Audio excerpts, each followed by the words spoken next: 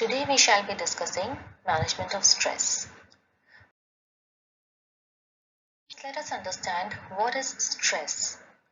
Stress is the body's response to certain situations. It is subjective. So something that is stressful for one person may not be stressful for some other person. There are many different kinds of stress and none of them actually are bad stress.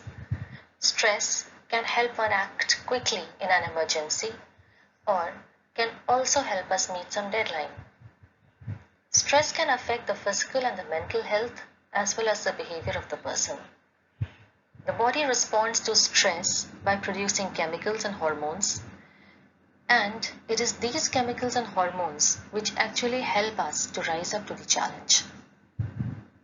The heart rate increases, the brain works faster, and the person has a sudden burst of energy. This response is basic and it is very natural. However, even though stress can be good, too much of stress can have harmful effects. It is impossible actually to completely eliminate bad stress from our lives. And therefore, the best that we can do is to actually learn how to avoid and how to manage it. Now, before we go on to how we can manage stress, we need to know that what are the different types of stress that we have. So stress can be basically categorized as acute stress, episodic acute stress, and chronic stress. Now, acute stress is the most common type of stress that we can see. It is the body's immediate reaction to a new challenge, event, or demand, and it triggers the fight or flight response. As the pressures of a near-miss automobile accident, an argument with a family member, or a costly mistake at work sink in, the body turns on this biological response, which is acute stress. Now, acute stress is not always negative. Isolated episodes of acute stress should not have any lingering health effects actually. In fact, they might be healthy as these stressful situations give the body and the brain practice in developing the best response to future stressful situations. The second in this category is episodic acute stress. Now, when acute stress happens frequently, it is called episodic acute stress, which means that there are regular episodes of acute stress happening to an individual. People who always seem to be having a crisis tend to have episodic acute stress. They are often short-tempered, irritable, and anxious. And episodic acute stress can also lead to a number of psychosomatic disorders. Negative health effects are very much persistent in people with episodic acute stress. Now, from episodic acute stress, we go to the third, which is chronic stress.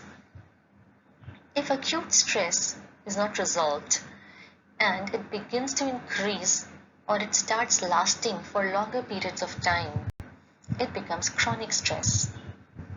This stress is constant and it does not go away. It can stem from such things as poverty, a dysfunctional family, an unhappy marriage, or maybe a bad job. Chronic stress is definitely detrimental to health.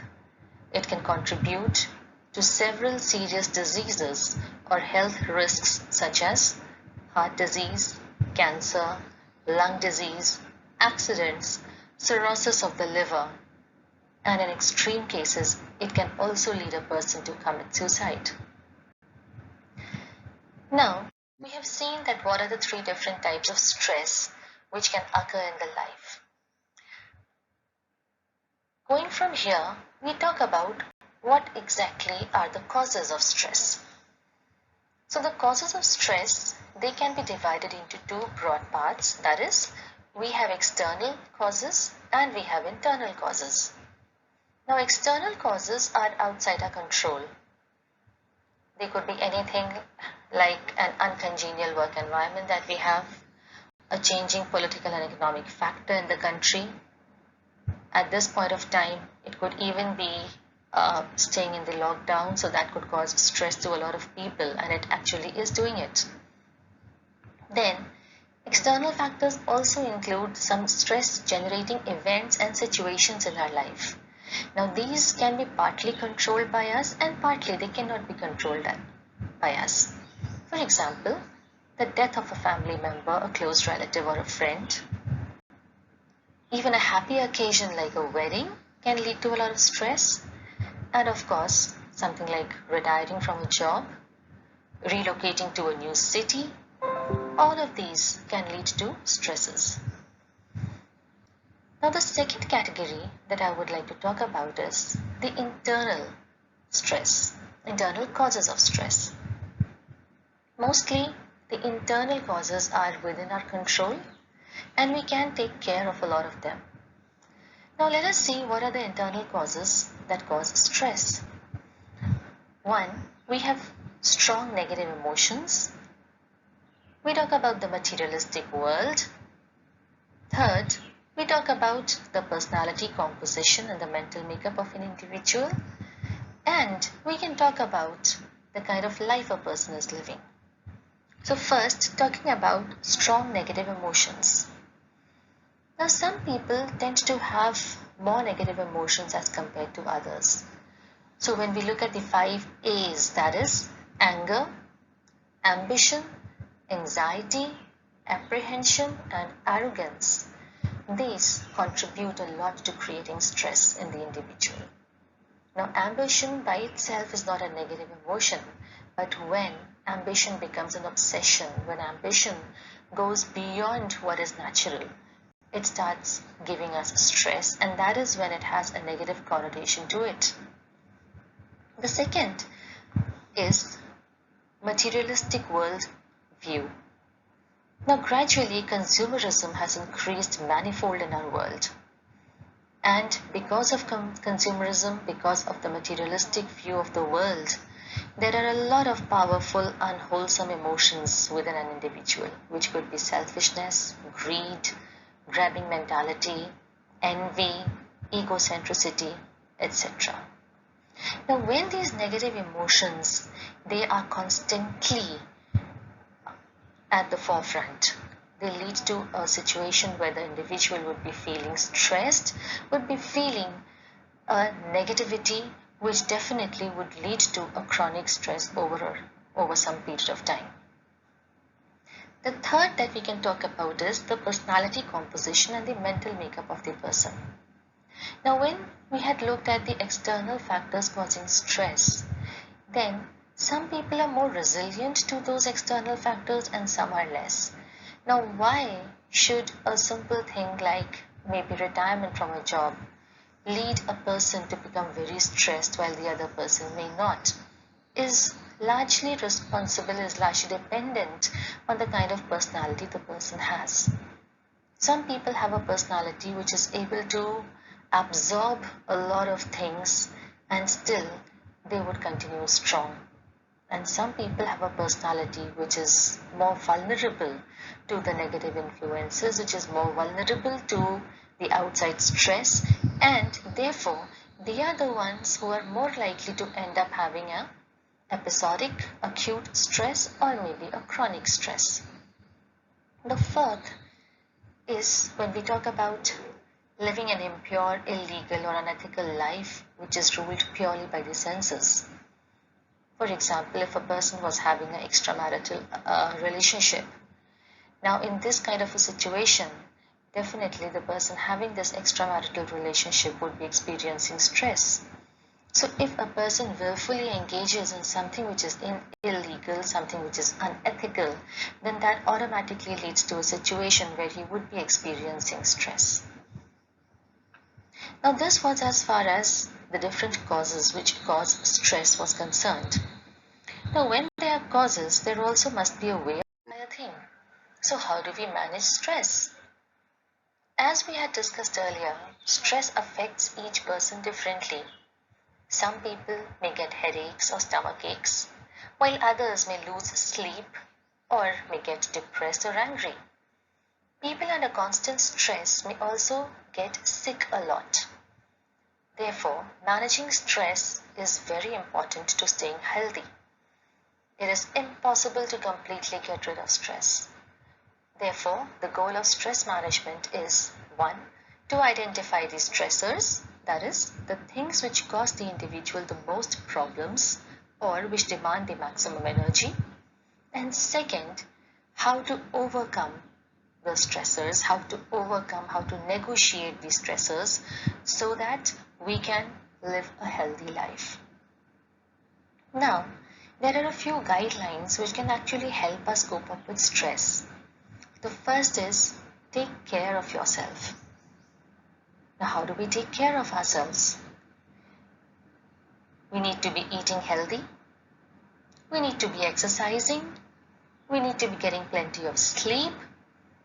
If possible, we should be doing some kind of meditation, and we should try and keep ourselves happy. So that is the first step where we take care of ourselves. Second is find support. Now, when you have friends, when you have support, you can talk to them about your problems.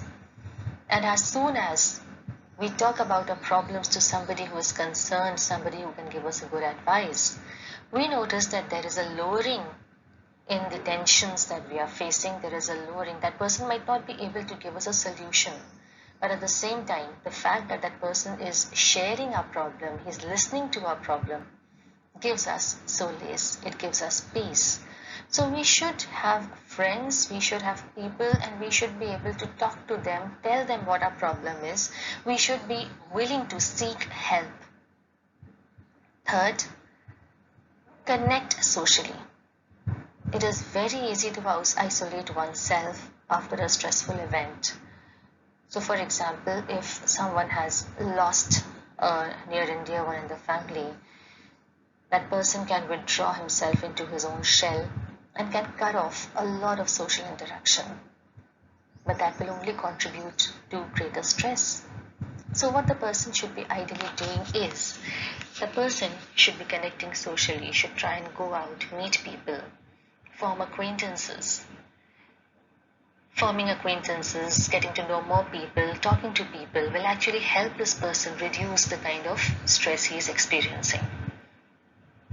Fourth, we can take a break from whatever is causing us a stress. So if possible, we should take a break sometimes from work, sometimes from the household routine.